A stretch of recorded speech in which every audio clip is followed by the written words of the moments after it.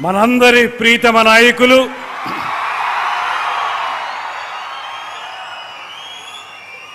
పేదవాడి మొహంలో చిరునవ్వు చూడటమే లక్ష్యంగా రాజకీయ పార్టీని ప్రారంభించి ప్రజలందరికీ చెరువులో ఉండేటువంటి ప్రత్యేకమైనటువంటి శాఖల ద్వారా అత్యంత క్లిష్టతరమైనటువంటి శాఖల ద్వారా ఇవాళ రాష్ట్రంలో అటు పంచాయతీరాజ్ కానివ్వండి, ఆర్డబ్ల్యూఎస్ కానివ్వండి, పర్యావరణం కానివ్వండి, అటవీ శాఖ కానివ్వండి, వీటన్నిటి ద్వారా నిరంతరం కూడా ప్రజలకి అనేక మేలు చేస్తున్నటువంటి సుప్రసిద్ధ నాయకులు, మనందరికీ కూడా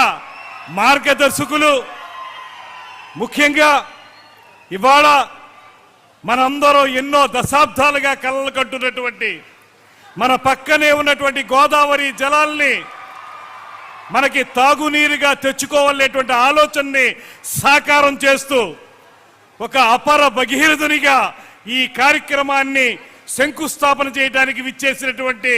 కొణిదెల పవన్ కళ్యాణ్ గారికి